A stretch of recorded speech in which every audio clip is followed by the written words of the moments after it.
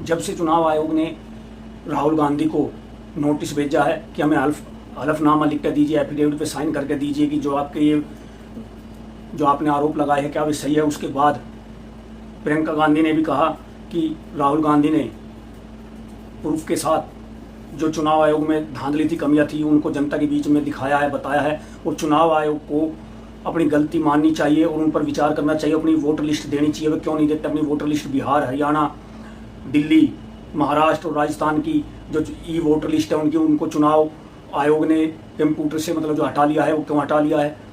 और चुनाव आयोग राहुल गांधी हल्फनामा क्यों देगा? और इसी के साथ चुनाव आयोग ने कहा अगर आप गलत हुए राहुल गांधी जी तो आपको हाई कोर्ट में पिटीशन दी जाएगी और हम आपके खिलाफ मुकदमा करेंगे।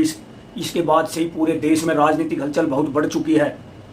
और मैंने कई न्यूज़ देखे, कई न्यूज़ों की खबर मैं आपको बताता हूँ जिसमें राजनीतिक हलचल बहुत बढ़ चुकी है। और छोटे चैनलों पर भी आकर पार्टी के नेता और अन्य विपक्षी नेता आकर बोलते हैं और ये संकेत देता है कि आने वाले समय में कहीं जनता रोड पर उतरकर पूर्ण रूप से बीजेपी का विरोध ना कर दे।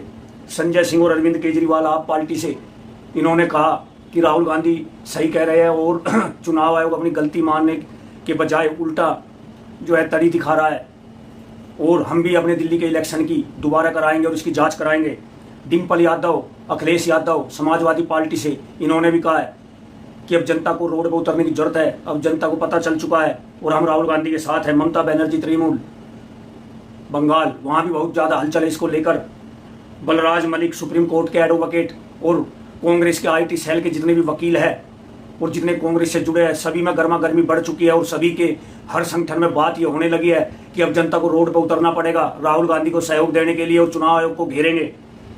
तेजस्वी यादव, पप्पू यादव बिहार से, ये तेजस्वी यादव लालू जी का लड़का और पप्पू यादव और अन्य विपक्षी दल जो छोटे मोटे जिन्होंने ये बीजेपी का, मोदी जी का जिन्होंने चुनाव एजेंडा भी बनाया था, सभी मिलकर एक हो चुके और कह रहे हैं कि ऐसे तो हमें चुनाव लड़ने का कोई फायदा नहीं है, हम राहुल गांधी के साथ है। अगर चुनाव आयोग अपनी गलती नहीं मानता तो जनता विद्रोह करेगी।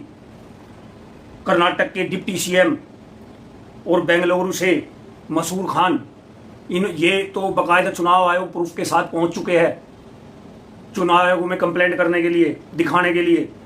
राकेश टिकैत किसान नेता और अन्य किसान नेता संगठन जो मोदी जी से खफा है, क्योंकि मोदी जी के कारण उनके 700 किसान मारे गए बॉर्डर पर धरने पर, वे सभी राहुल गांधी से जुड़ने जा रहे हैं और सभी खुला ऐलान कर रहे हैं कि जो भी जाट, गुज्जर, यादव समाज है सब मोदी का विरोध करेगा, सभी किसान विरोध करेंगे। इस चुनाव आयोग को या तो गलती मानने और या फिर जनता सड़कों पर उतरने की तैयारी करेगी।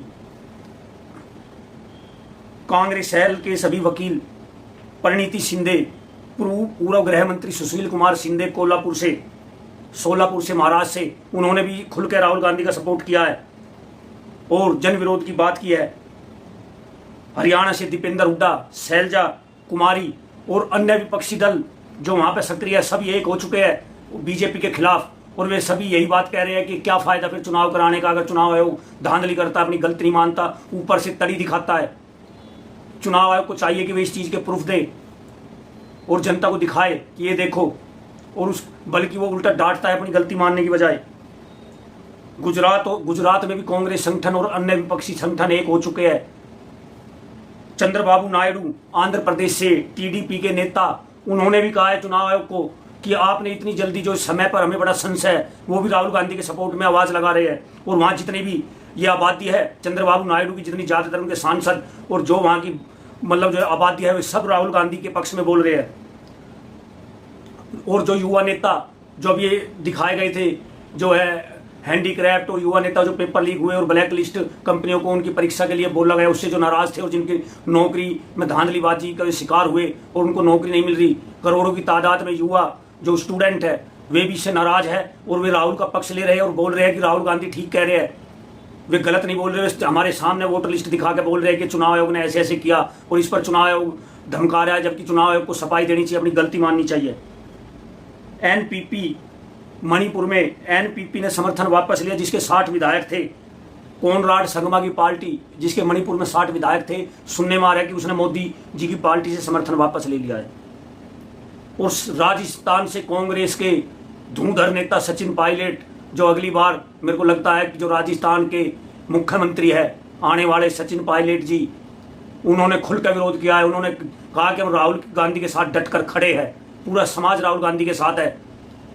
और अगर हम आज राहुल गांधी का साथ नहीं देंगे तो कल नए सरकार इलेक्शन कराने का फायदा ही नहीं होगा, तो एक तरफा इलेक्शन हो गया। और अन्य जो देश में संगठन है, चाहे वो महाराष्ट्र हो, चाहे गुजरात हो, चाहे हरियाणा, राजस्थान, चाहे तेलंगाना, कर्नाटक, बेंगलुरु, जो मैंने आपको नाम गिनाए, हर जगह से राहुल गांधी को सपोर्ट मिल रहा है। और जब से चुनाव आयोग ने ये बोला है कि हम राहुल गांधी से कि आप हल्फनामे या एफिडेविट पर लिख कर दीजिए, अगर वो गलत हुआ तो हम आपको सजा देंगे, उसके बाद ये आवाज़ बहुत तेज हो चुकी है अंदर ही अंदर। और अंदर ही अंदर अगर ऐसा हुआ तो मेरे को लगता है कि आने वाले दिनों में आप जनता को सड़कों पर उतरता हुआ देख सकते हो। और अब की बार ये जन सैलाब थोड़ा नहीं होगा, ये कई करोड़ में जाके होगा, जिसको प्रशासन को संभालना बड़ा भारी हो जाएगा। जिस हिसाब से मैंने ये न्यूज़ सुनी, अलग अलग न्यूज़ों पे, छोटे चैनलों पर, हर जगह देखा, आपके सामने रखा, तो ये चुनाव आयोग पर बहुत भारी पड़ने वाला है, बहुत भारी पड़ने वाला है ये बीजेपी पार्टी पर। क्योंकि ये पहला टाइम आएगा जब पूरी जनता जो बीजेपी से त्रस्त है वो सब एक होकर, जो आज तक एक ना हुई थी, जिसमें सभी विपक्षी दल छोटे से लेकर बड़े तक सब राहुल गांधी के पक्ष में एक होकर बोलेंगे और देश के लोकतंत्र के लिए आवाज़ उठाएंगे।